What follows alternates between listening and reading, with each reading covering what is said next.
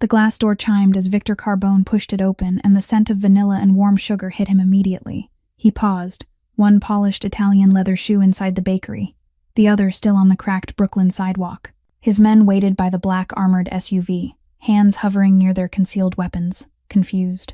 In 15 years of running one of the most powerful crime families in New York, Victor had never personally chosen anything for his weddings, his meetings, his underground operations.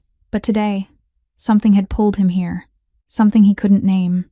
The bakery was small, too small for a man who controlled half of Brooklyn's shadows. The walls were cream-colored, lined with photos of smiling customers and handwritten thank you notes. A chalkboard menu hung crookedly near the register. Soft jazz played from an old speaker somewhere, and then he saw her. She stood behind the counter, her back to him, tying an apron around her waist. Her chestnut hair was pulled into a messy bun, shorter than he remembered. Her frame was thinner now, almost fragile, and faded bruises marked her wrists from years of exhausting labor. She turned, reaching for something on the shelf, and Victor's breath stopped. Amelia. She hadn't noticed him yet. She was humming softly, completely absorbed in arranging pastries in the display case. Victor's hand tightened on the door handle, his knuckles turning white. 5 years. It had been 5 years since she vanished from his life without explanation, without a trace, without a single word. After he woke up to an empty apartment and a diamond ring left on the pillow, he should leave. He should turn around, get back in the car, and have Marco order the wedding cake online like any man in his position would, but his feet wouldn't move. Then Amelia looked up. Their eyes met across the small space, and Victor watched the color drain from her face. The small notepad in her hand slipped, hitting the counter with a soft thud. For 3 seconds, neither of them moved. Neither of them breathed. Before he could speak, before he could form words around the shock lodged in his throat, a child's voice rang out from the back room. Small feet pounded against the worn wooden floor, and a little boy burst through the doorway behind the counter, a crayon drawing clutched in his tiny hands. "Mommy, Mommy." I finished the picture. The child couldn't have been more than 4 years old. He wore a faded blue shirt with a dinosaur on it, his brown hair messy and wild, but it was his eyes that made Victor's world tilt violently on its axis. Gray, cold, sharp like steel, unmistakably his. The little boy stopped when he noticed the stranger in his mother's bakery. He pressed closer to Amelia's leg, suddenly shy, peeking out at Victor with curious eyes that reflected his own face back at him. Victor Carbone, the most ruthless mafia boss in New York, the man who had ordered deaths without flinching, stood frozen in a tiny Brooklyn bakery, staring at a 4-year-old boy who had his eyes, his jaw, his blood, and everything he thought he knew about the past 5 years, shattered into a million pieces. If you made it this far, hit that subscribe button and turn on notifications so you don't miss what happens next. Drop a like if you want to see Victor confront the truth. Share this with someone who loves a good mafia story. Now, let us go back to the life of Victor Carbone, 5 years ago, when he first laid eyes on a girl named Amelia Weston. 6 years ago, Victor Carbone walked into the small bar on the corner of Mulberry Street not because he wanted a drink. He was there to collect protection money from a bar owner who had been late for 3 consecutive months. The place was shabby, washed in dim yellow light, the air thick with the smell of stale beer and cigarette smoke clinging together. Marco followed a step behind him, one hand resting on the gun hidden beneath his suit jacket. But the moment Victor sat down at the corner of the bar, everything changed. A young woman stepped out from the back, a tray of drinks balanced in her hands, chestnut brown hair tied up in a hurried knot, with loose strands falling across her forehead. She wore an old white shirt and a black apron, her frame slender but her movements quick and sure. She didn't see Victor sitting in the shadowed corner. She turned too fast, and the entire tray of whiskey crashed down onto his $3,000 suit. The liquor soaked into the fabric, the sharp scent of alcohol rising instantly. Marco shot to his feet, his hand reaching inside his jacket. The whole bar fell silent. The owner rushed out from the back, his face drained of color, stammering apologies over and over again. But the girl didn't. She stood there, looking Victor straight in the eye without a trace of fear. "I'm sorry," she said, her voice strangely calm. "But if you weren't sitting hidden away like that, I would have seen you." Victor had never met anyone who dared to speak to him like that. He was Victor Carbone. People trembled when they heard his name. They lowered their heads when he entered a room. Yet this girl, with her clear green eyes and an apron soaked in spilled liquor, looked at him as if he were nothing more than an ordinary customer standing in her way. Do you know who he is? Marco snarled. Your boss is about to lose this entire bar because of you. The girl glanced at Marco, then looked back at Victor. I don't care who he is. I'm just a waitress. I spilled the drink. I apologized. If he wants to fire me, that's fine, but I won't kneel down and beg anyone. Victor watched her, something unfamiliar rising in his chest. He had met hundreds of women, the most beautiful, the most powerful, the wealthiest. They all wanted him, wanted his money, wanted his power. They smiled sweetly, spoke honeyed words, willing to do anything for his attention. But this girl was different. She didn't know who he was, and even if she did, she probably wouldn't care. In those green eyes, Victor saw no fear and no greed. He saw the pride of someone who had nothing left to lose. What's your name? Victor asked, his voice softening without him meaning it to. The girl raised an eyebrow, surprised by the question. Amelia Weston. And who are you that this whole bar is scared of you like you're a tiger? Victor smiled, for the first time in many years, a real smile. It doesn't matter. You owe me a suit, Amelia. I'll come back to collect. He stood, walked out of the bar, leaving Marco staring in disbelief and the owner breathing a shaky sigh of relief. On the way back, Marco asked if he wanted to burn the place down. Victor shook his head. No, leave it. I'll be back. And he was. The next day, the day after that, and every day after for 3 straight weeks. He sat in the corner of the bar, ordered a glass of whiskey he never drank, just to watch the brown-haired girl move between the worn tables, smiling at customers but never once at him. Amelia Weston didn't know that the man sitting in the corner every night was the most feared Mafia boss in New York. She only knew that he watched her with a strange look in his eyes, and it made her uncomfortable. And Victor Carbone, for the first time in his life, didn't know how to conquer a woman. Because she didn't want his money, didn't want his power, didn't want anything he could offer. She only wanted him to leave the bar and let her be. Victor didn't give up.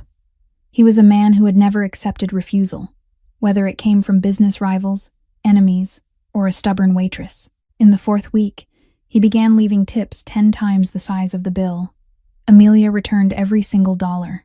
In the 5th week, he sent flowers to the bar. Amelia gave them all away to the customers. In the 6th week, he bought the entire bar and erased the former owner's debt, simply to make sure Amelia wouldn't be fired for turning him down too many times. When Amelia found out, she came to him after her shift, her green eyes burning with anger. "Do you think you can buy me?" she asked, her voice trembling with fury. "Do you think because you have money I'll fall into your arms like every other woman?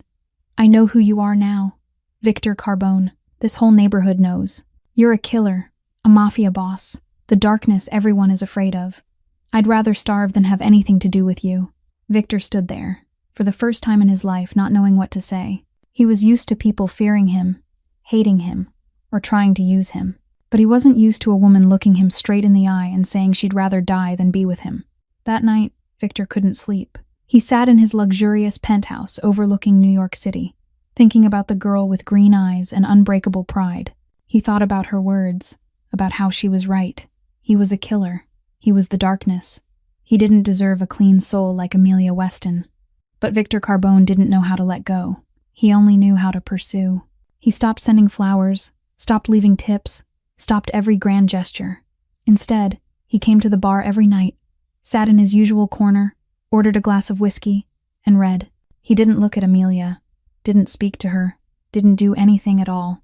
He was just there, quietly, as if his presence were the most ordinary thing in the world. A month passed. Amelia began to grow curious. She glanced at him when she thought he wasn't paying attention. She saw him reading books about history, philosophy, art. She saw him smile when an elderly couple danced slowly to a jazz song.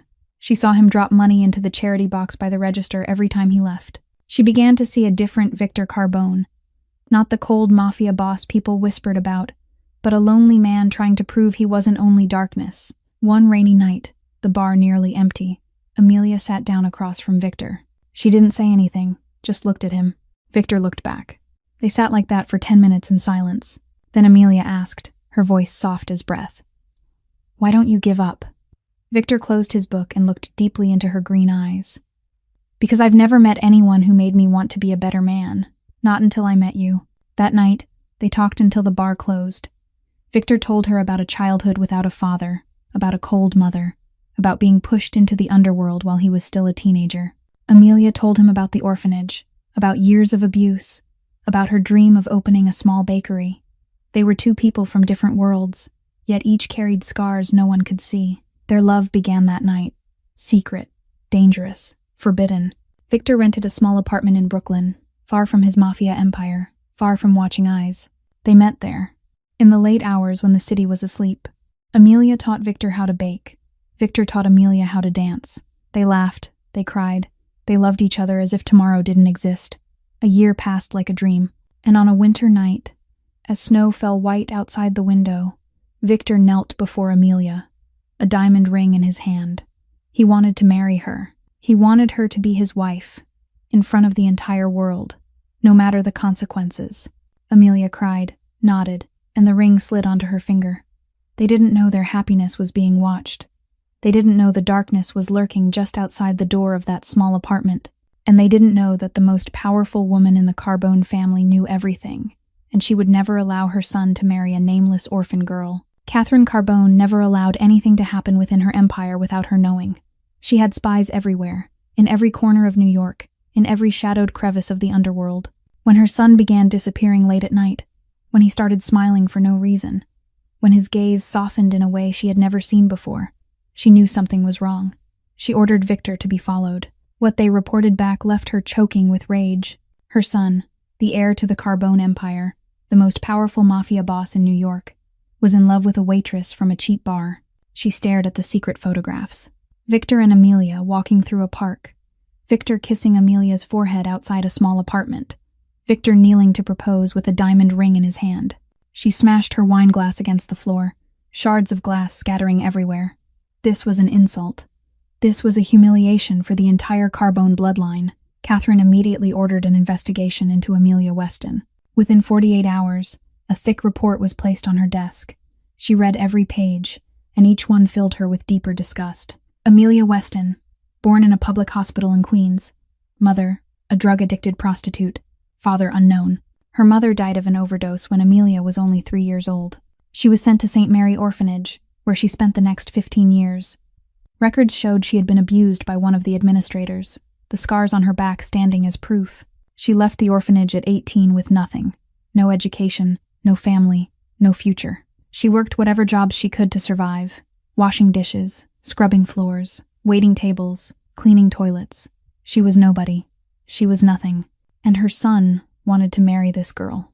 Catherine stood by the window, looking down at the city, her eyes cold as ice. She had spent her entire life building this empire. She had endured an abusive husband, survived wars between families, sacrificed everything to raise her son to the pinnacle of power, and now Victor wanted to throw it all away for a worthless orphan girl from an institution. She wouldn't allow it. Catherine called her most trusted people. She had a perfect plan. That Amelia girl would disappear, and Victor would never know what had happened. But before acting, she wanted to see with her own eyes the one who had dared to enchant her son. She wanted to know exactly what kind of person she was dealing with. A week later, Catherine appeared at the bar where Amelia worked. She wore an elegant black dress, a priceless pearl necklace, stepping into the shabby bar like a queen entering a slum. Amelia was wiping down a table when Catherine sat down. She looked up and offered a polite smile, the same she gave every customer. "Would you like to order something?" Catherine looked her up and down with open contempt. She noticed the diamond ring on Amelia's finger, the ring her son had bought, and fury ignited inside her. "You are Amelia Weston," Catherine said. Not a question but a statement. "The orphan from St. Mary. Your mother was a prostitute, your father a nobody. You have nothing, you are nothing, and you think you deserve my son." Amelia stood frozen, her face drained of color. She recognized the woman instantly. The cold gray eyes, the sharp features, the way she looked down at her like an insect. This was Catherine Carbone, Victor's mother, the most powerful woman in the New York underworld. "I'm here," Catherine continued, her voice sweet but laced with venom. "I know everything about you, Amelia. I know you were beaten at the orphanage. I know you stole bread to survive. I know you don't have a single dollar to your name. Do you think you can come here, seduce my son, and climb into the position of mistress of the Carbone family? You are mistaken." Catherine stood, stepped closer to Amelia, lowering her voice to a whisper. "You will leave my son. You will disappear from his life, and you will never come back. If you don't comply, I'll make sure you disappear in another way, a permanent way." She turned and walked out, leaving Amelia trembling in the empty bar. The diamond ring on her hand suddenly felt heavy, like a curse, and Amelia knew that from that moment on, her happiness was being counted down, day by day. 2 weeks after her encounter with Catherine at the bar, Amelia discovered she was pregnant. She sat in the tiny bathroom of the apartment, staring at the 2 red lines on the test, tears streaming down her cheeks. They were tears of happiness, but also tears of fear. She knew Catherine would never accept this. She knew the woman would do anything to stop it. But she also knew she loved Victor, and she wanted to keep this child, to protect the living proof of their love. Amelia decided she would tell Victor that very night. She would tell him she was pregnant, that they were going to have a family, that nothing could ever tear them apart. She cooked his favorite dinner, lit candles, and waited. But Victor didn't come. He called to say there was an emergency, an important meeting with other families, and that he had to leave town for a few days. He apologized, promised he would make it up to her when he returned.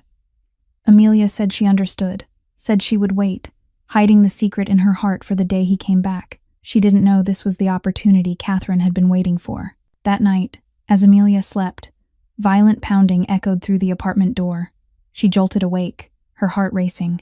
Before she could react, the door was kicked open, and 4 men dressed in black stormed inside. They were large, brutal-looking, and they carried guns. Amelia screamed, tried to run toward the window, but one of them grabbed her by the hair and dragged her to the floor. She lay there trembling, her hands instinctively wrapping around her stomach, shielding the unborn child inside her. Then Catherine walked in. She wore a black fur coat, her gray eyes cold as a winter night, and on her lips was a smile Amelia would never forget, the smile of someone who held life and death in her hands.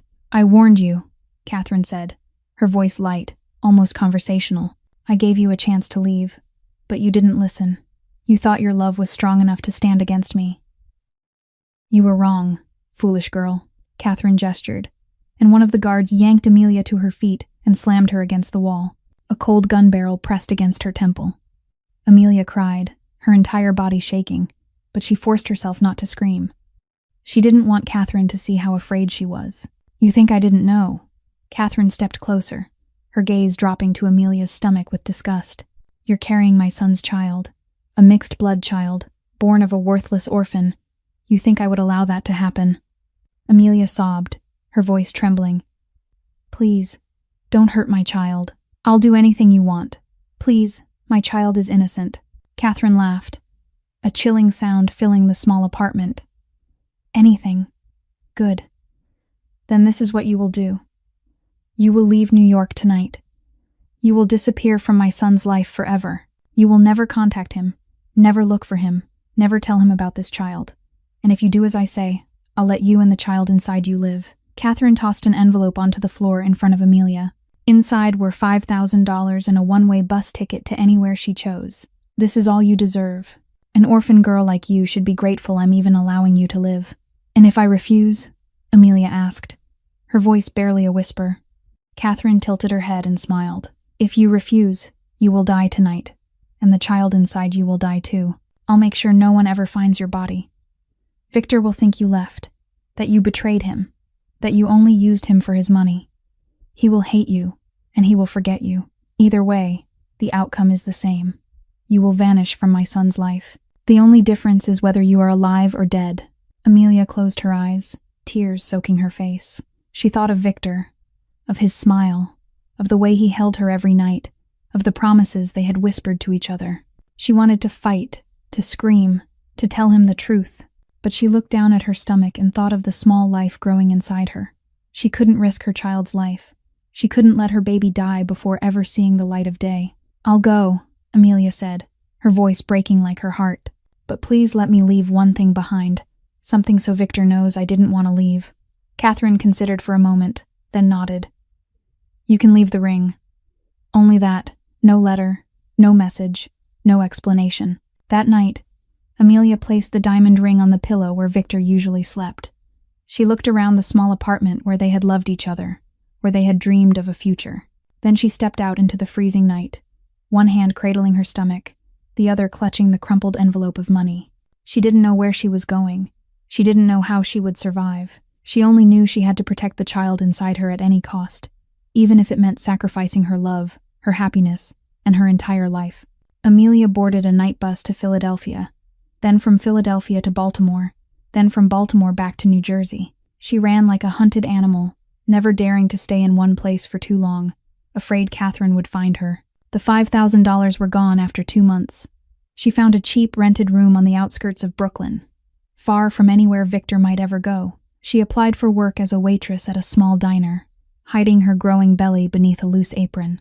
She worked 12 hours a day, her legs swollen, her back aching, but she didn't dare rest because every day off meant a day without money for food. At night, she lay in the damp little room, one hand resting on her stomach, talking to the unborn child. She told the baby about its father, about the man with gray eyes and a rare but gentle smile. She promised her child that no matter what happened, she would love it enough for both of them. Amelia gave birth in a public hospital on a night of pouring rain. She needed surgery because of complications, lying on the operating table alone with no family by her side. When the doctor placed the baby in her arms, Amelia broke down in sobs. The baby boy was tiny, his face red, his eyes tightly shut. But when he opened them for the first time, Amelia saw familiar gray eyes looking back at her. Victor's eyes. She named him Ethan Weston, because she didn't dare give him the name Carbone. After the birth, Amelia had to return to work after only 2 weeks because the hospital bills kept piling up. She left Ethan with an elderly neighbor for a small fee, then rushed to the diner for the morning shift, rushed to the laundromat for the afternoon shift, rushed to a bar for the night shift. 3 jobs, 20 hours a day. She slept no more than 4 hours. Her body grew weak. She lost weight visibly, dark circles sinking deep beneath her eyes. But every time she looked at Ethan, she found the strength to go on. When Ethan was 2, the landlord began harassing her. He knocked on her door at night, demanding she pay rent in other ways if she didn't have enough cash. Amelia refused, and he threw her out into the street in the middle of winter. She carried Ethan through the biting cold, not knowing where to go. That was the night she met Father Thomas. The elderly priest of St. Michael's Church saw the mother and child huddled outside the church doors and invited them inside. He let them stay in a small room behind the church, free of charge, asking only that Amelia help clean the church when she could. Father Thomas didn't ask about her past, didn't judge, didn't pity her. He simply helped, quietly and silently, like a guardian saint. But fate didn't spare Amelia. When Ethan was 3, he began having chest pain, trouble breathing, his lips turning blue. Doctors diagnosed him with a congenital heart condition, saying he needed urgent surgery or his life would be in danger. The cost of the operation was $150,000, a sum Amelia could never earn even in a lifetime. She borrowed from underground lenders, knowing the interest would crush her, but she had no choice. She used the borrowed money to buy Ethan's medicine, buying time while waiting for a miracle. With what little remained, she opened a small bakery, hoping to earn extra income. The bakery sat in a poor neighborhood, customers few and far between, but it was all she had. 5 years. 5 years Amelia lived in a waking hell. 5 years she worked until exhaustion, cried alone at night, watched her son grow weaker and weaker while she could do nothing. 5 years she kept the secret about Victor, about the Carbone family, about the diamond ring she had left on the pillow. 5 years she prayed every night, not for herself, but for Ethan. She begged God to let her son live, to let him be healthy, to let him have a future. And then, on an ordinary afternoon, the bakery door opened, the bell chimed softly, and Victor Carbone walked in. 5 years of waiting, 5 years of running, 5 years of keeping secrets collapsed in a single moment when his gray eyes locked onto hers. Back in the present, after the unexpected encounter in the bakery that afternoon, Victor couldn't focus on anything. He sat in the car, ordering Marco to drive aimlessly around the city while his mind spun with a million questions. That child was his. He knew it as surely as he knew he was breathing. The gray eyes, the shape of the face, the way the boy tilted his head when curious. All of it was him. But why hadn't Amelia said anything? Why had she hidden his son for 5 years? Why had she left without a single explanation? At exactly 7 in the evening, Victor stood at the back door of the bakery, as Amelia had asked. He came alone, without Marco, without bodyguards, without weapons. For the first time in 15 years, He stood on the streets of Brooklyn, with no one protecting him. He didn't care. He only wanted answers.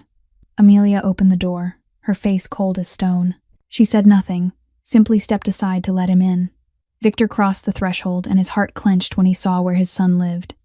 The room was smaller than the bathroom in his penthouse. A narrow bed pressed against the wall, the sheets old but clean. A small corner held a few cheap plastic toys, most of them faded with use.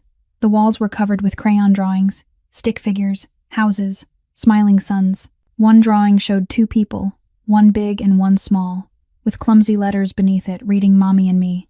There was no Daddy in any of the pictures. Victor stood in the middle of the room, pain stabbing through his chest. His son, the heir to the Carbone Empire, lived in this cramped space, played with worn toys, while he slept in a mansion worth millions, and rode through the city in armored cars. "Where is Ethan?"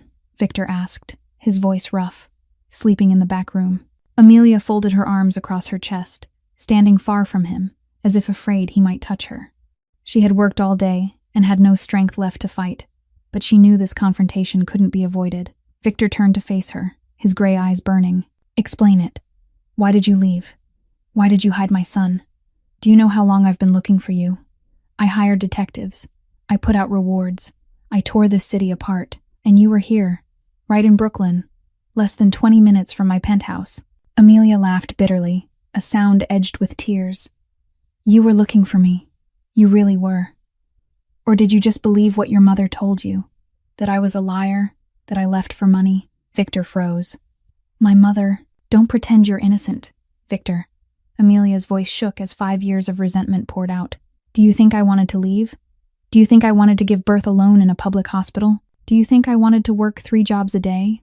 Be harassed? Be thrown out onto the street? Watch my son get sick without enough money to save him? What is Ethan sick with?" Victor asked, sudden panic ripping through his voice. "Congenital heart disease," Amelia said, each word cutting into Victor's chest like a blade. "He needs surgery urgently. $150,000.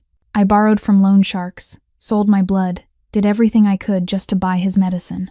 Every day I'm afraid Ethan won't live to see tomorrow. And you, where were you?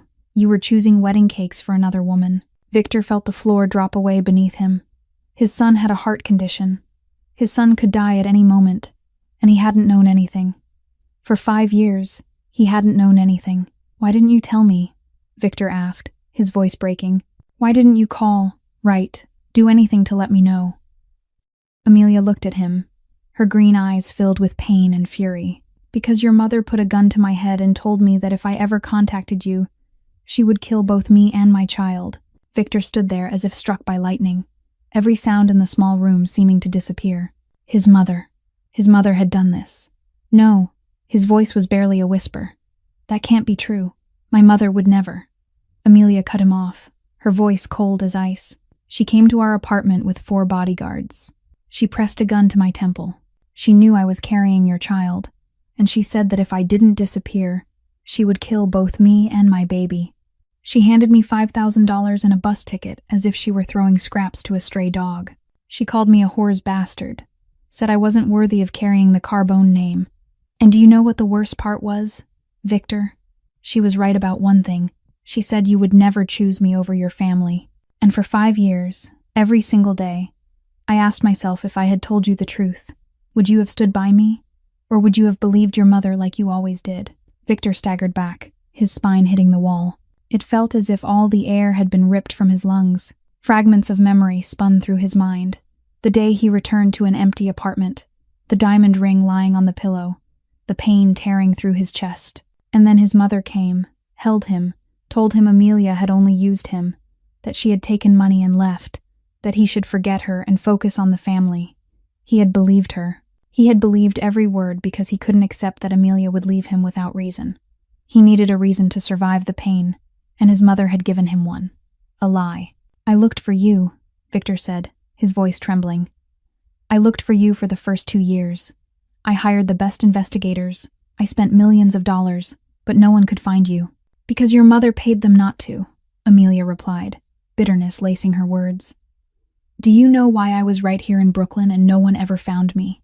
Because Catherine Carbone controls everything. She knew where I was for 5 years. She just didn't tell you. Victor slid down to the floor, his knees no longer able to hold him.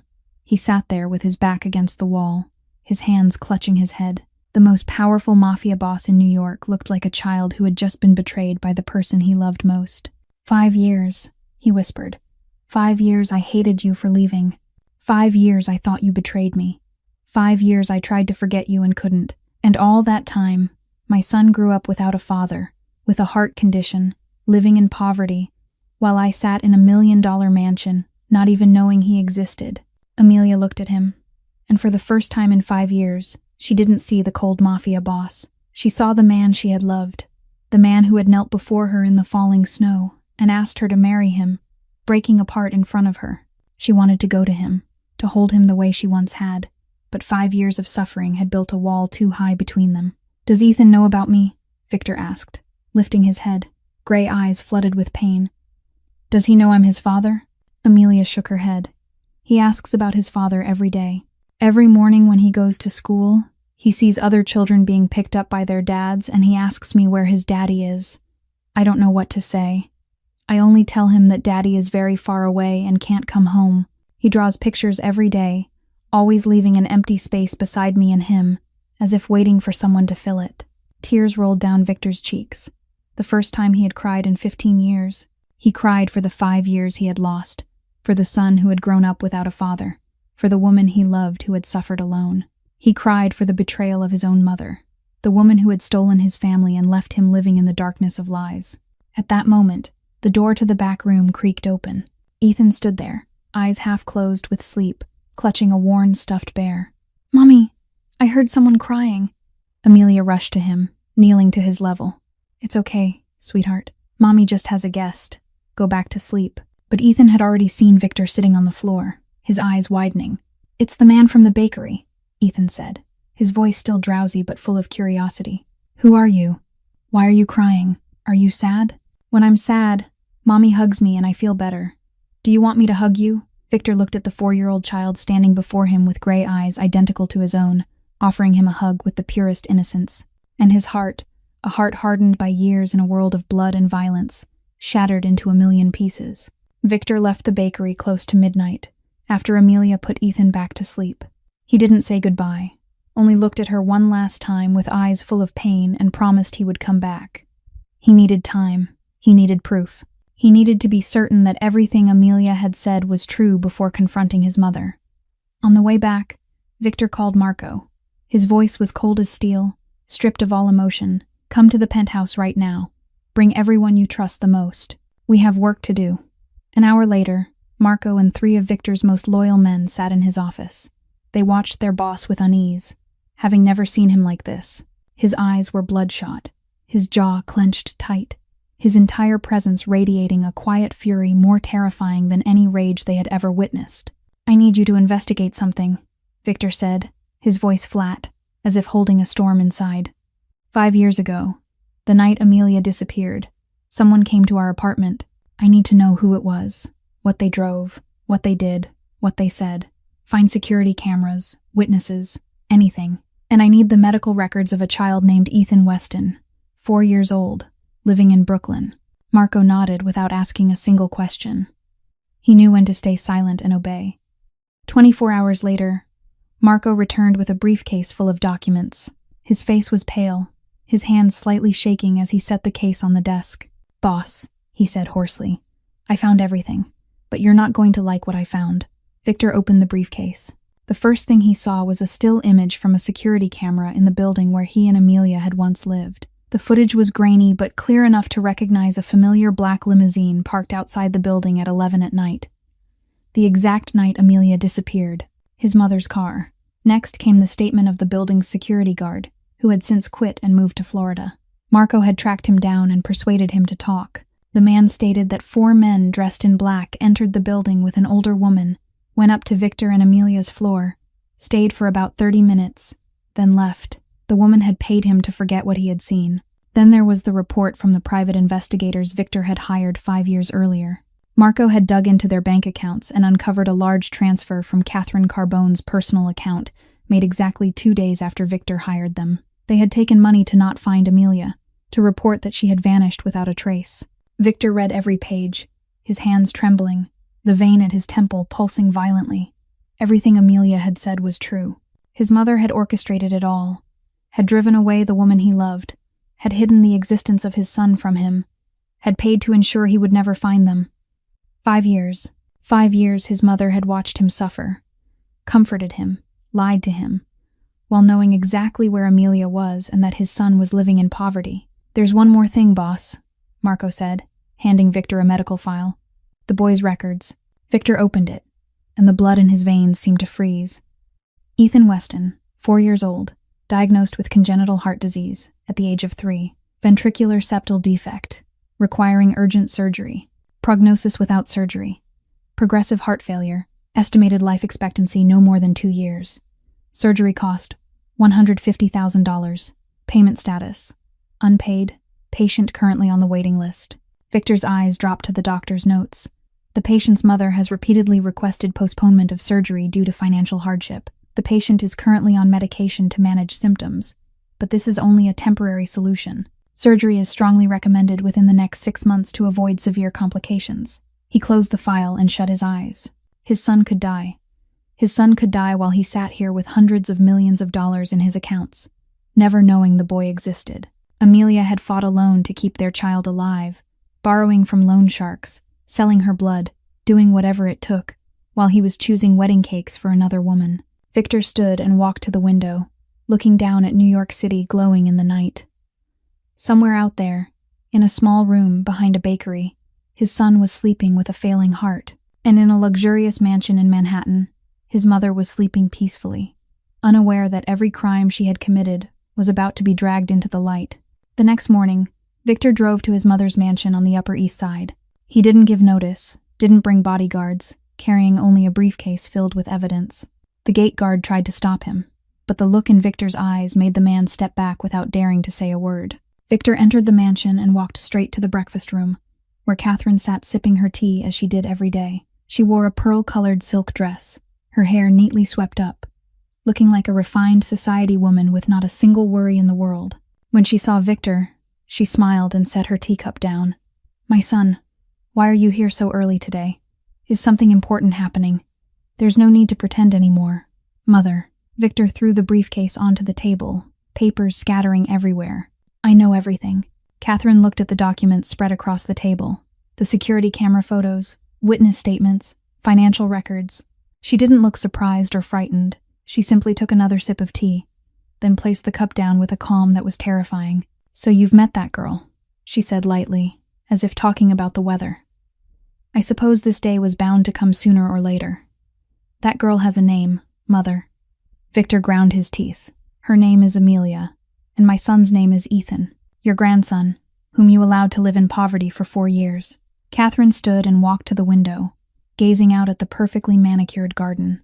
She didn't look at Victor as she spoke. "I did what was necessary to protect this family, Victor." "Who is that Amelia girl?"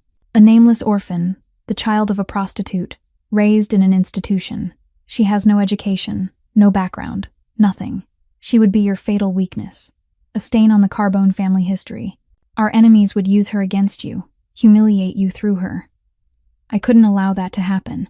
You put a gun to the head of the woman I love." Victor stepped closer, his voice trembling as he struggled to contain his fury. "You threatened to kill her and my son. You drove her away while she was pregnant. You knew I had a son for 5 years and never said a word." Catherine turned to face him, her gray eyes cold as stone. "And I'd do it again if I had to," she said without a trace of regret. "Do you think I did it because I hated that girl? I did it because I love you. I spent my entire life building your position, turning you into the head of this empire. I won't let a worthless orphan destroy everything. Worthless." Victor laughed, the sound bitter and broken. "She raised my son alone for 4 years. She worked 3 jobs a day, borrowed from loan sharks, sold her blood to buy medicine when he had a heart condition. She's stronger than anyone you've ever met. And you're a coward who used guns and money to threaten a pregnant woman with no protection.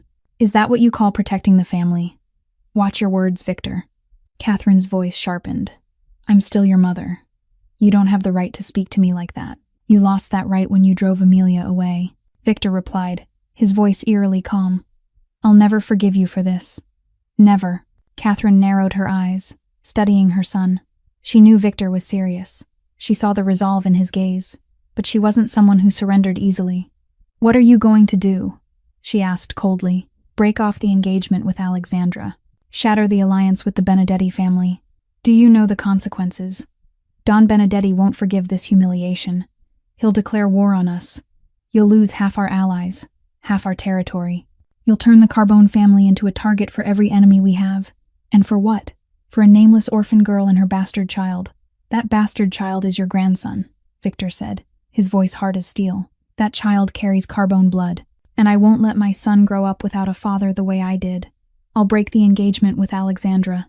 I'll bring Amelia and Ethan to live with me, and if Don Benedetti wants war, I'll give him war." Catherine looked at Victor, and for the first time she saw something in her son's eyes she had never seen before. Defiance. Rebellion. The son who had always obeyed her, always followed her will, was standing against her for a woman. "If you do this," she said slowly, "you'll be alone. I won't protect you from the consequences. I won't stand by you when everything collapses. You'll lose me, Victor. I lost you 5 years ago," Victor replied as he turned and walked away. "I just didn't know it until now." He left the mansion without looking back. Behind him, Catherine stood by the window, her gray eyes narrowing with calculation. She wasn't someone who accepted defeat. If Victor wouldn't listen, she would have to use another way. She picked up the phone and dialed a familiar number. When the voice on the other end answered, her tone was cold as ice. "I have information you might be interested in, about Victor Carbone and his weakness." After the confrontation with Catherine, Victor didn't return to the penthouse. He drove straight to Amelia's bakery, standing outside the door for a long time before knocking. When Amelia opened it, she saw him standing there, eyes weary yet filled with determination. "I want to see my son," he said, his voice hoarse. "Please, Amelia, give me a chance." Amelia looked at him for a long moment, then stepped aside. From that day on, Victor began visiting Ethan every single day. He didn't arrive with armored convoys or bodyguards. He drove an ordinary car, parked several blocks away from the bakery, then walked over like an ordinary man. At first, Ethan was shy, hiding behind his mother's legs, staring at the unfamiliar man, but Victor was patient. He sat down on the floor at the child's eye level and asked Ethan if he wanted to see him draw. He drew a dinosaur so ugly that Ethan burst into laughter, and the ice between them began to melt. On the second day, Victor brought a box of new crayons, not the cheap kind Ethan usually used, but the best kind, with 72 different colors. Ethan stared at the box as if it were treasure, his eyes shining. "Uncle Victor, there's a gold color," he shouted, holding up the shimmering crayon. "Mommy, look, there's gold like the sun." Victor watched his son turn the box over in wonder, and warmth spread through his chest, a feeling he hadn't known in 15 years as a Mafia boss. On the third day, he brought a large, stuffed bear. On the fourth day, a puzzle set. On the fifth day, a toy car. Amelia wanted to refuse the expensive gifts, but she couldn't bring herself to, when she saw the happiness in Ethan's eyes. The boy had never had so many toys, had never had anyone bring him gifts every day. And Victor learned how to smile when he was with Ethan. Not the cold smile of a Mafia boss, but a real smile, the smile of a father. 1 week later, Ethan no longer called him Uncle Victor. The boy ran to the door every time he heard the familiar knock, threw his arms around Victor's legs, and shouted, "Victor's here, Victor's here." They sat on the floor, drawing together, clumsy pictures with golden suns, and a house with 3 people standing in front. Ethan drew himself in the middle, Mommy on the left, and a tall man on the right, with a note underneath that said Victor. For the first time, the empty space in Ethan's drawings was filled. Amelia stood in the small kitchen, watching them through the doorway. She saw Victor, the most feared Mafia boss in New York, lying flat on the floor so Ethan could climb onto his back like a horse. She saw him pretend to fall in pain just to make Ethan laugh. She saw him carefully wipe Ethan's nose when the boy had a runny nose, clumsy yet strangely gentle. And her heart, a heart that had frozen after 5 years of suffering, began to soften little by little. One evening, after Ethan had fallen fast asleep, Victor sat at the small dining table, watching Amelia wash dishes. "Does he know I'm his father?" he asked, his voice soft as breath. Amelia stopped, not turning around. "He knows there's a man who comes to see him every day and loves him. That's enough for now. We'll tell him the truth when the time comes." Victor nodded, even though Amelia didn't see it. "I've contacted the hospital," he said. The best doctors in the city will operate on Ethan. I've paid all the costs. He'll be healthy, Amelia. I promise." Amelia froze completely, her shoulders trembling. She didn't turn around, not wanting Victor to see the tears streaming down her face. For 5 years she had fought alone. For 5 years she had lived in fear every night that her son wouldn't live to see the next day. And now, in just 1 week, Victor had done what she hadn't been able to do in 4 years. She hated herself for feeling grateful. She hated herself because her heart was softening. But she couldn't stop it, because every time she saw Victor holding Ethan, every time she heard her son's laughter fill the small room, she remembered why she had fallen in love with this man, and she was afraid that she was falling in love with him all over again. 2 weeks after Victor began visiting Ethan every day, everything seemed to be getting better.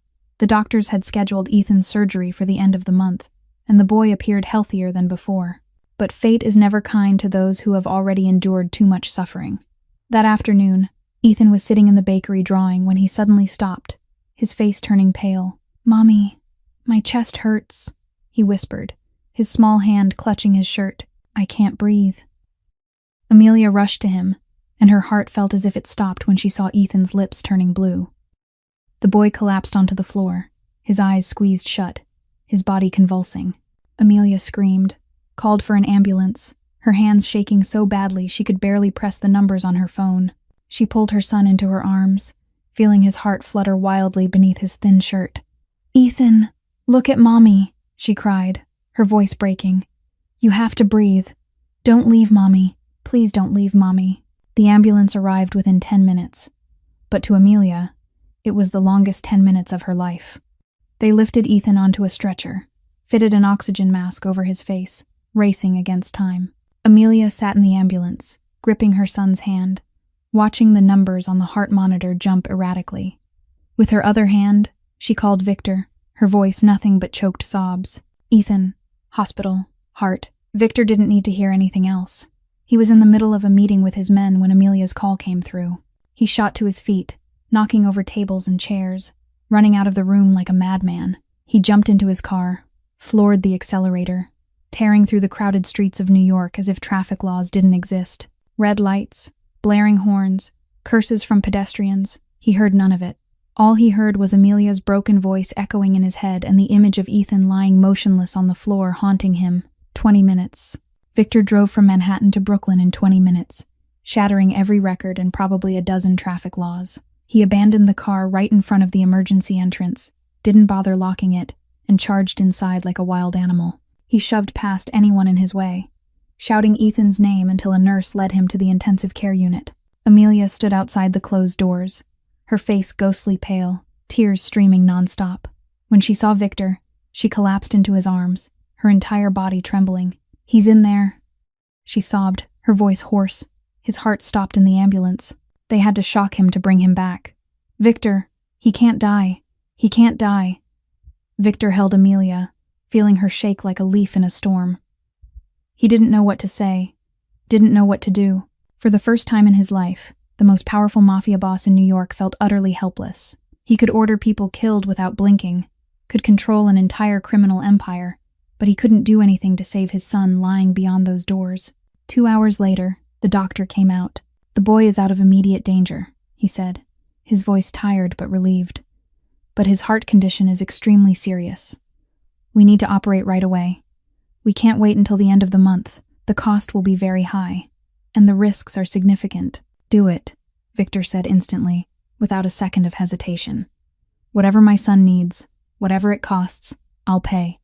Call the best surgeons, get the best equipment. I don't care how much it costs. Just save my son." That night, after Ethan was moved into recovery, Victor sat by his bedside the entire night. He didn't leave for even a minute. He sat there, holding Ethan's small hand, watching his chest rise and fall weakly beneath the hospital blanket. Wires and machines covered the boy's body, the steady beeping of the heart monitor the only sound in the room. Victor looked at his son's face, that small face with eyes closed tight, and silent tears fell. 4 years. 4 years the boy had lived without him knowing. 4 years the boy had fought a vicious heart disease without his father by his side, and now he might lose his son before he could even tell him that he was his father. For the first time in 36 years of his life, Victor Carbone prayed. He didn't know how to pray, didn't know what to say to a God he had never believed in, but he closed his eyes, held his son's hand tightly, and whispered into the darkness, "Please let my son live. I'll do anything. I'll give up anything. Just give my child a chance." Across the room, Amelia sat curled up on a small chair, watching Victor pray beside Ethan's bed, and she knew that no matter what happened, she was no longer alone. While Victor sat watchfully beside Ethan's hospital bed, Catherine Carbone sat in her study, staring at a photograph sent by her spy. The image showed Victor holding Amelia outside the emergency room doors, his face filled with fear and love. Catherine clenched her teeth, her fingernails scraping across the oak desk and leaving deep gouges in the wood.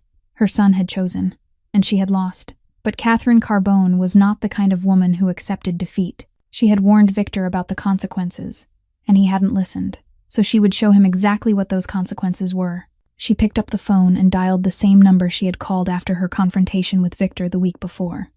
On the other end, a rough male voice answered. "Mrs. Carbone, it's an honor to hear from you again." "I have information you want, Tony," Catherine said, her voice cold as ice. "The location of the girl and the child. And I know when Victor will leave the hospital." Tony Moreno sat in an abandoned warehouse on the outskirts of New York, a cruel smile spreading across his face. He was the sworn enemy of the Carbone family, the man Victor had defeated and stripped of half his territory 5 years earlier. He had been waiting for a chance at revenge ever since, and now that chance was being handed to him on a silver platter by his enemy's own mother. "What do you want in return?" he asked, unwilling to believe Catherine would betray her son without conditions. "I want the girl Amelia to disappear forever," Catherine replied, her voice unwavering. "But don't touch the child. He carries Carbone blood." Tony laughed, a vicious sound echoing through the empty warehouse. "Of course, Mrs. Carbone. I'll take care of the girl for you." But he was lying. Tony Moreno had no intention of taking only Amelia. He wanted more. He wanted Victor on his knees, wanted to see the proudest Mafia boss in New York, begging for the lives of those he loved. The child was the perfect leverage. After ending the call with Catherine, Tony summoned his men, 12 of his most loyal enforcers, men who would kill without hesitation. He spread a map of Brooklyn across the table, marking the location of Amelia's bakery, the hospital where Ethan was staying, the routes Victor usually traveled. "Victor Carbone has a weakness," he said, tapping the map with his finger. "A woman and a child. We'll take them both, and when Victor wants them back, he'll pay the price.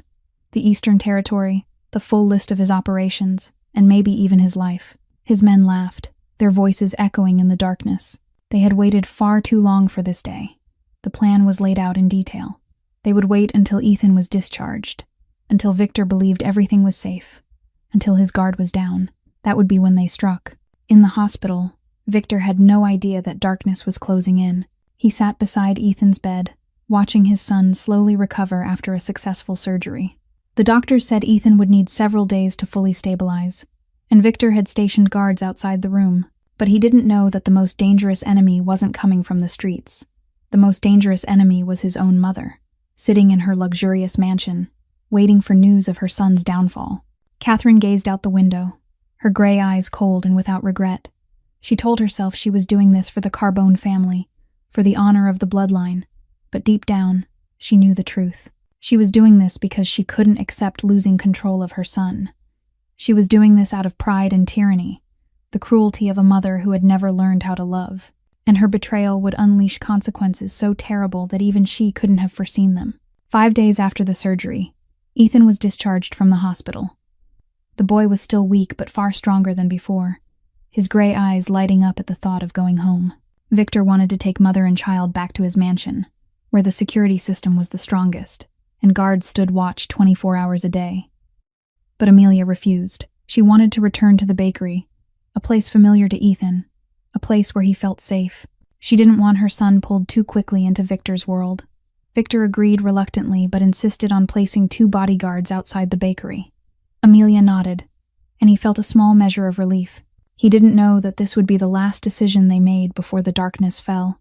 That night, Victor had to leave to handle an emergency. One of his warehouses had been raided by the police, and he needed to be there to manage the situation. He kissed Ethan's forehead as the boy slept, told Amelia he would come back as soon as he could. He didn't know the raid was a trap, staged to pull him away from the bakery at the exact moment Tony needed. 2 hours after Victor left, the 2 bodyguards outside the bakery were taken down in silence. Suppressed bullets pierced their heads before they could even draw their weapons. Amelia was sitting in the kitchen reading when she heard a strange noise at the front door. She stood and went to check, and her heart froze when she saw the door kicked open. 4 men dressed in black rushed in, faces covered, guns in their hands. Amelia didn't scream. She turned and ran toward the back room where Ethan was sleeping, a mother's instinct stronger than fear. She had to protect her child. She had to get him out. But they were faster. One of them grabbed her by the hair and slammed her to the floor. Amelia fought, scratched, bit the hand holding her. She grabbed the cast iron pan from the stove and swung it hard into another man's face, blood spraying. She fought like a wild animal, protecting her young, fearless, unyielding. But they were more, and they were stronger. A brutal punch to her temple sent her staggering, her vision blurring. She tried to rise, but a kick to her stomach dropped her to the floor. They beat her, kicked her, until she lay motionless on the kitchen tiles, blood soaking her face. "Mommy." Ethan's scream came from the back room. "Mommy, I'm scared." Amelia tried to open her eyes, tried to reach toward her son's voice, but her body wouldn't respond. She could only lie there, helpless, watching as one of the kidnappers went into Ethan's room and dragged the boy out. Ethan screamed, thrashed, calling for Mommy again and again. He saw his mother lying bloody on the floor, and his cries turned into desperate wails. "Mommy, wake up. Mommy, don't die. I'm scared, Mommy. Take them," a voice ordered. "Be gentle with the kid. He's our leverage."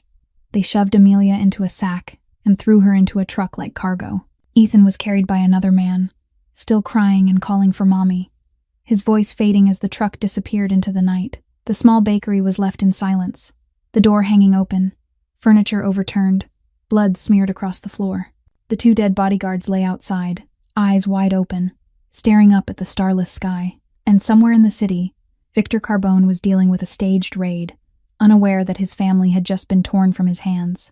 Victor returned to the bakery at 3 a.m, after dealing with what had turned out to be nothing more than a misunderstanding by the local police. He had felt that something was wrong all night, a gnawing sense of dread chewing at his chest. When the car stopped in front of the bakery and he saw the door hanging wide open, 2 bodies of his guards lying on the sidewalk, his heart seemed to stop. He jumped out of the car, ran inside, and his world collapsed. The bakery was in ruins, furniture overturned, blood smeared across the kitchen floor. Amelia wasn't there. Ethan wasn't there. They were gone. Victor dropped to his knees, his hand touching a pool of dried blood, and a scream tore from his chest. The scream of a wounded animal, of a man who had just lost everything. Marco ran in, his face drained of color at the sight before him. He had never seen Victor like this, kneeling amid the wreckage, his shoulders shaking in waves. "Boss, your phone," Marco said, his voice hoarse. "There's a message." Victor took the phone with trembling hands. A message from an unknown number, attached to a video. He pressed play, and what he saw made the blood in his veins turn to ice. Amelia was sitting on a cold concrete floor, her hands tied behind her back, her face covered in blood and bruises. Her lips were swollen, one eye nearly shut from the beating. She stared into the camera with exhaustion and defiance, not crying, not begging. Behind her, in a dark corner of the room, Ethan was curled up, hugging his knees and sobbing. The boy kept calling Mommy, his voice raw from crying too much. Then a face appeared on the screen, Tony Moreno. He smiled cruelly, eyes filled with malice. "Carbone, long time no see," he said, his tone mocking. "I've got something very precious of yours. A woman and a kid. You want them alive. You know what to do. The Eastern Territory, all of it. Your entire network list, every connection, every warehouse. You've got 48 hours. If you try any tricks, I'll send you one of the kid's fingers, starting with the pinky." The video ended. Victor sat motionless, staring at the black screen, his grip crushing the phone until the casing cracked. 48 hours. 48 hours to save Amelia and Ethan. But if he handed over territory and his entire network, hundreds of people in his organization would die. Families, children, men who had sworn loyalty to him. He couldn't trade their lives. But he also couldn't let Amelia and Ethan die. "Find where they're being held," Victor said, his voice cold as ice, thick with killing intent. "Use every resource we have. I want to know where Tony's keeping them within 24 hours. And find out who leaked the information to Tony. Someone inside sold us out." Marco nodded and turned to carry out the orders. Victor stayed behind alone in the destroyed bakery, staring at Ethan's crayon drawings still taped to the wall. Drawings of 3 people holding hands beneath a sun. He would find them, he would save them, and he would kill every person who had dared to touch his family. 12 hours later, Marco returned with information that struck Victor like lightning. "We traced the calls to Tony Moreno's number," Marco said, hesitating. "Boss, you're not going to like this. The calls came from your mother's mansion. 2 of them. One 2 weeks ago, one just before the kidnapping." Victor stood perfectly still, all emotion draining from his face. He remembered the confrontation with his mother, her warning, the cold look in her eyes when she told him he would face consequences. She had done this. His own mother had sold her grandson, and the woman her son loved, to an enemy. She had placed Ethan's life in the hands of a killer to punish him for defying her. "Is there anything else?" Victor asked, his voice empty. Marco swallowed. "Our informant inside Tony's operation says Catherine Carbone told Tony to kill only Amelia and not touch Ethan. But Tony has no intention of keeping that promise. He plans to use both of them to force you, and once he gets what he wants, he'll kill them both." Victor closed his eyes and drew a deep breath. When he opened them, his gaze was cold as hell itself. "Find Tony's location," he said, each word carved in stone. "Gather everyone who's loyal to me. We're going to take my family back, and after that, I'll deal with my mother." 20 hours after receiving the ransom video, Victor knew exactly where Tony was holding Amelia and Ethan, an abandoned warehouse on the outskirts of New Jersey, about an hour's drive from the city. His informant reported that Tony had around 15 gunmen guarding the place, all of them cold-blooded killers. Victor didn't care. He would kill every last one if he had to. At midnight, Victor's convoy moved toward the warehouse. 20 men, the most loyal warriors of the Carbone family, all carrying heavy weapons and ready to die for their boss. But Victor led from the front, not hiding behind anyone, not letting anyone fight in his place. This was his family. This was his battle. They stopped about 500 meters from the warehouse and advanced through the darkness. Victor signaled his men to spread out and surround the building from every direction. He checked the gun in his hand, chambered around, and walked straight toward the main gate. He didn't need to sneak in. He wanted Tony to know he had arrived. The first gunshot rang out when a guard spotted Victor. The bullet grazed his shoulder, tearing through his suit jacket, but Victor didn't slow down. He fired back twice, and the guard dropped with a bullet between his eyes. Hell broke loose. Gunfire thundered everywhere, muzzle flashes tearing through the darkness, screams and groans from the wounded echoing across the yard. Victor's men stormed in from all sides, clashing with Tony's crew. Blood spilled, bodies fell, but Victor kept moving forward.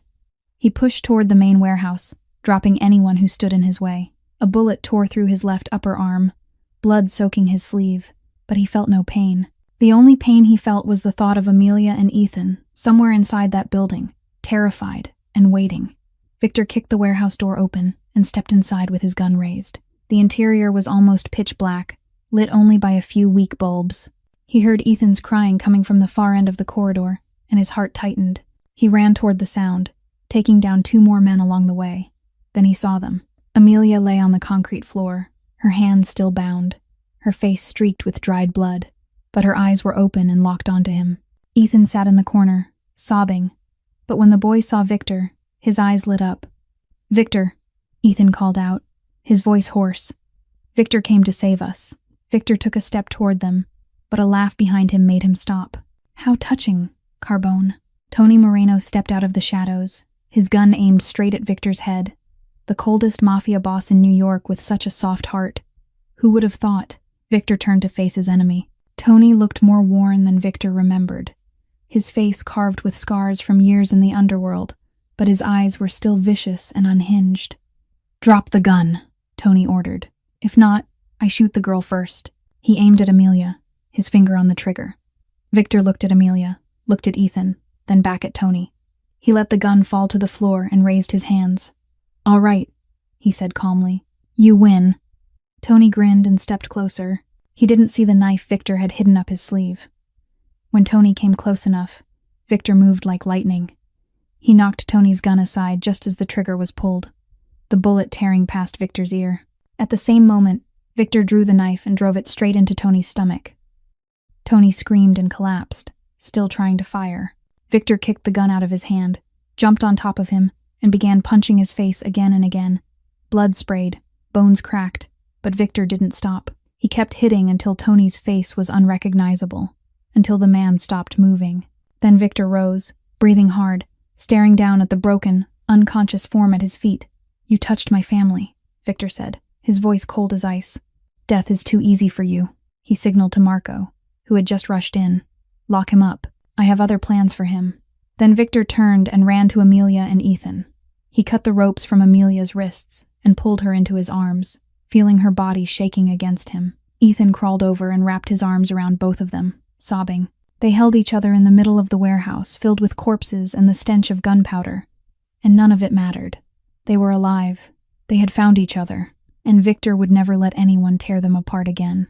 Victor dropped to his knees beside Amelia, his hands shaking as he cut through the rough ropes that had bitten into her wrists for countless hours.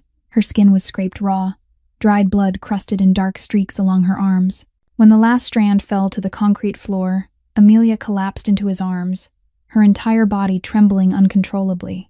Victor held her as tightly as he could, not caring that blood from his own wounded arm soaked into her clothes, not caring about the stench of gunpowder and death surrounding them. All he knew was that she was alive. She was here, in his arms, and that was all that mattered. "I'm sorry," Victor whispered into her hair, his voice breaking. "I'm sorry I didn't protect you. I'm sorry for everything." Amelia didn't speak. She only clung to him harder, tears streaming down her face, mixing with blood and grime. She had thought she would die in that warehouse, had thought Ethan would have to watch his mother be murdered before his eyes. But Victor had come. He had come to save them. "Mommy." Ethan's voice sounded small and shaking. Amelia turned quickly and opened her arms. Ethan ran to her and threw himself into her embrace, sobbing uncontrollably. He wrapped his arms around her neck, his whole body quivering as broken cries echoed in the still air. "I was so scared." "Mommy," Ethan cried, his voice hoarse. "Those people hurt Mommy. I called you and you didn't wake up. I thought Mommy was dead." "Mommy's okay, sweetheart." Amelia held him and kissed his hair again and again. "Mommy's here. Mommy isn't going anywhere."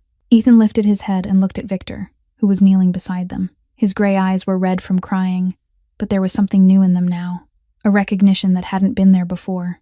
"Mommy told me," Ethan said softly. "Mommy said Victor is my daddy. When the bad people took us, Mommy hugged me and said Daddy would come save us.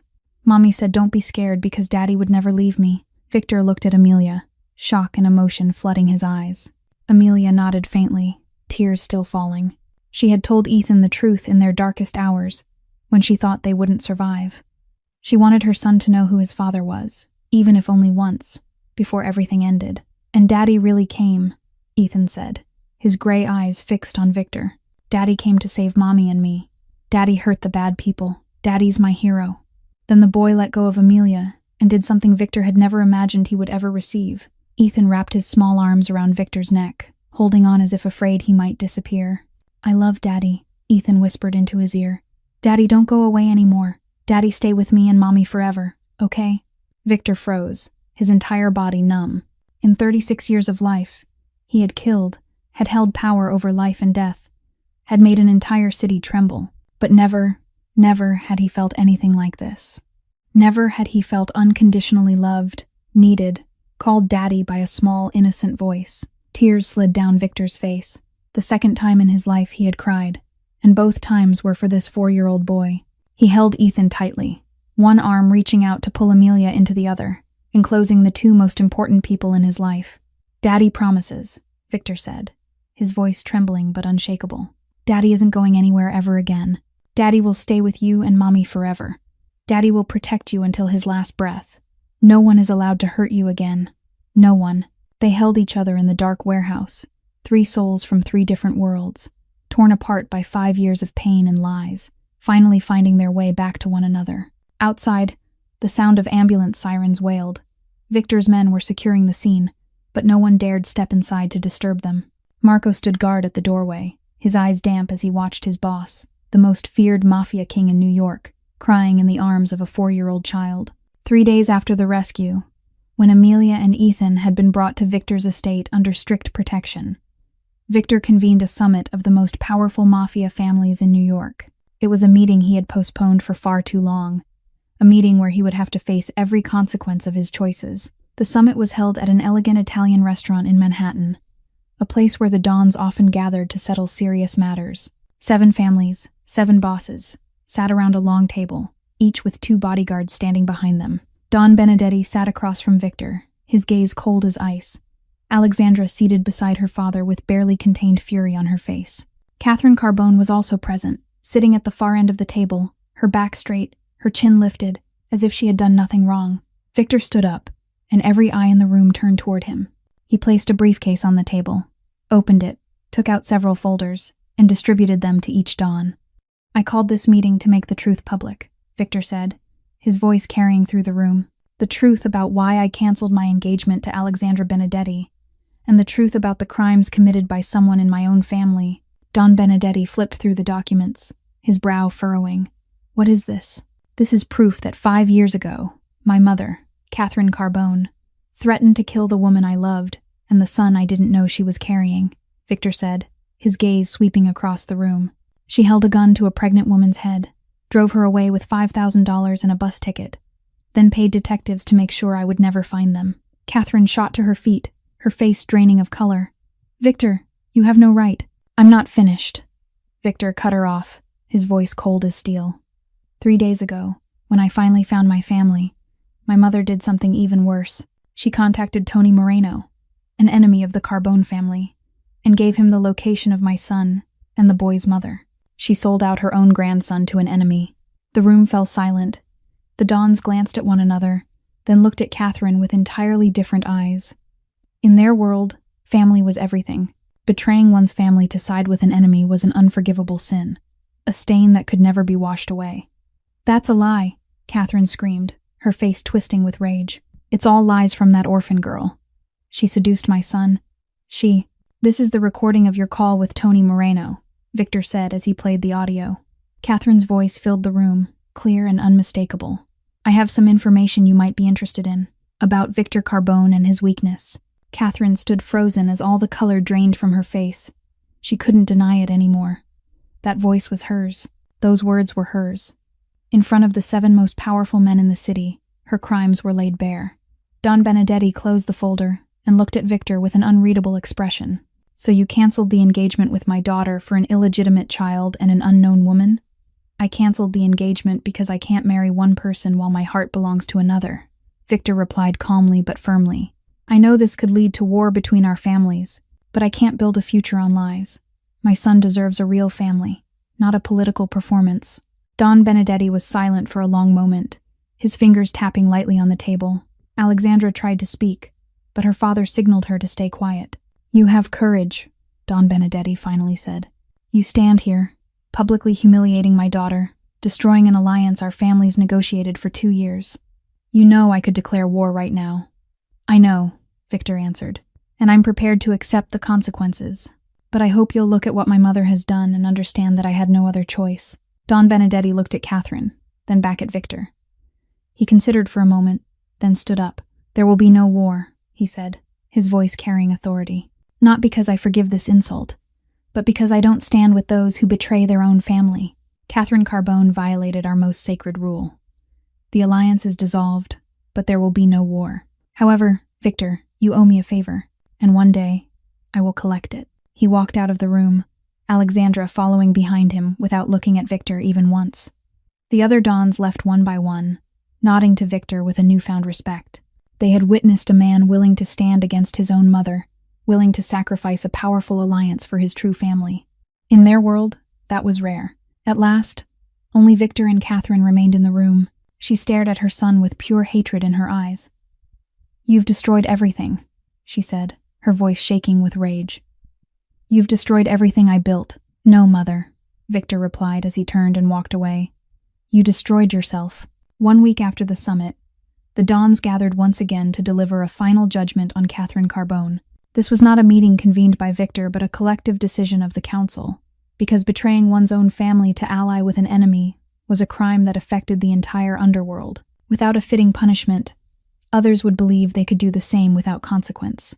Catherine was brought before the council, no longer wearing elegant silk dresses or precious pearl necklaces.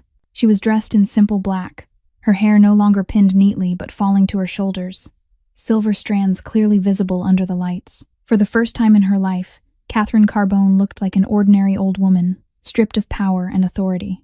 Victor sat at the far end of the table, looking at his mother with eyes completely devoid of emotion. He had cried all the tears he had, exhausted all his anger, and now there was only emptiness left. The woman standing before him had once been his mother, had once held him when he was a child, had taught him how to survive in this brutal world. But that same woman had stolen 5 years of his happiness, had threatened to kill the woman he loved, had sold out her own grandson to an enemy. Don Benedetti stood and read the council's verdict. Catherine Carbone, you have violated our most sacred rule. You betrayed your own blood and allied with an enemy to harm your own family. The council has decided to strip you of all power and status within the Carbone family. You will be exiled to a distant place, where you will live out the remainder of your days in solitude. You are forbidden from contacting anyone in the community and forbidden from returning to New York. If you violate this, the death sentence will be carried out immediately.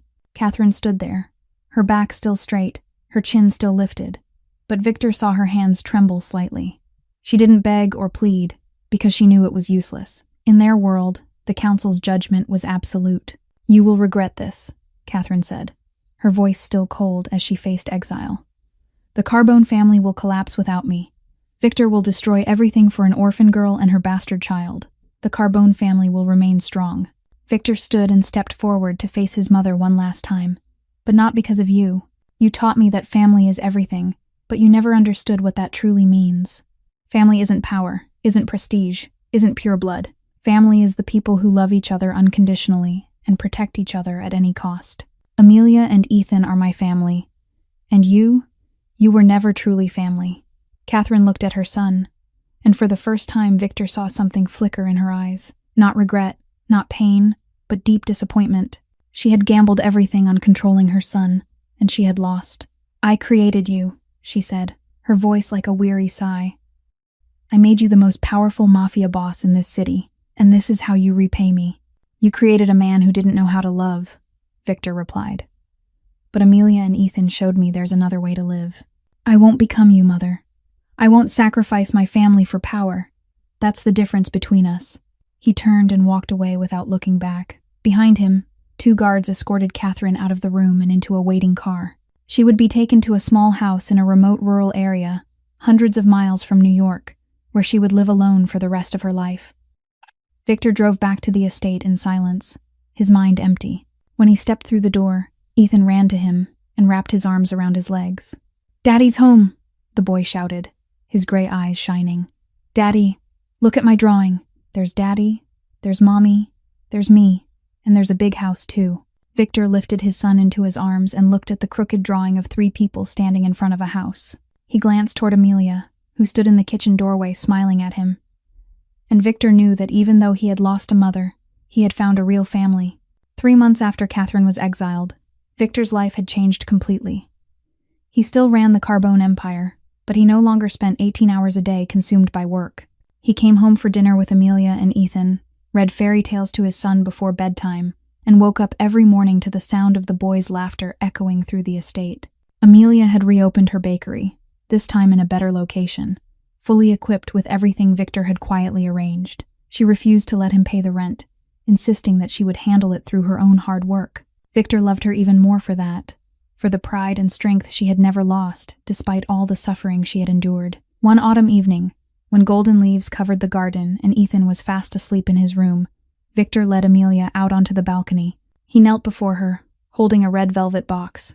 Inside was a diamond ring, not the one from 5 years ago, but a new one, simpler, yet far more meaningful. 6 years ago, I asked you a question, but never had the chance to keep my promise, Victor said, his voice trembling slightly.